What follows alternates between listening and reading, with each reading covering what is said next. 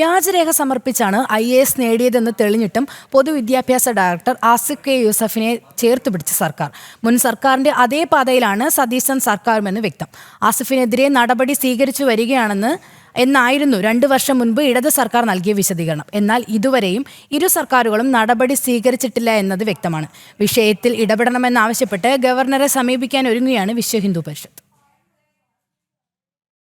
തെറ്റായ വരുമാന സർട്ടിഫിക്കറ്റും OBC നോൺ ക്രീമി ലെയർ സർട്ടിഫിക്കറ്റും ഹാജരാക്കിയാണ് ആസിഫ് കെ യൂസഫ് IAS നിയമനം നേടിയതെന്ന് ഔദ്യോഗികമായി നടത്തിയ വിവിധ അന്വേഷണങ്ങളിൽ തെളിഞ്ഞതാണ്. ആയതിനാൽ പ്രൊബേഷൻ പോലും നൽകാതെ അപ്രധാന വകുപ്പുകളിലായിരുന്നു ആസിഫ് കെ യൂസഫിനെ നിയമിച്ചിരുന്നത്. എന്നാൽ പുതിയ UDF സർക്കാർ അധികാരത്തിലേറുകയും മുസ്ലിം ലീഗ് വിദ്യാഭ്യാസ വകുപ്പ് ഏറ്റെടുക്കുകയും ചെയ്തതിന് പിന്നാലെയാണ് പൊതുവിദ്യാഭ്യാസ ഡയറക്ടർ എന്ന സുപ്രധാന പദവിയിലേക്ക് ആസിഫ് കെ യൂസഫിനെ നിയമിച്ചത്. പക്ഷേ മുൻ LDF സർക്കാരും ആസിഫിനെ സംരക്ഷിച്ചിരുന്നുവെന്ന് തെളിയിക്കുന്നതാണ് ഈ വിവരാവകാശ രേഖ.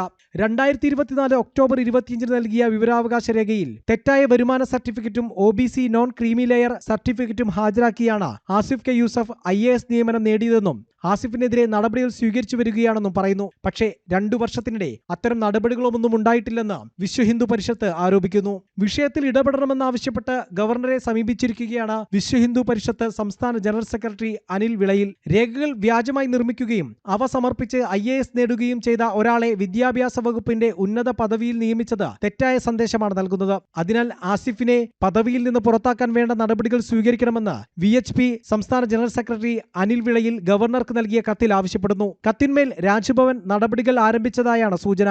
ജനം, കൊച്ചി.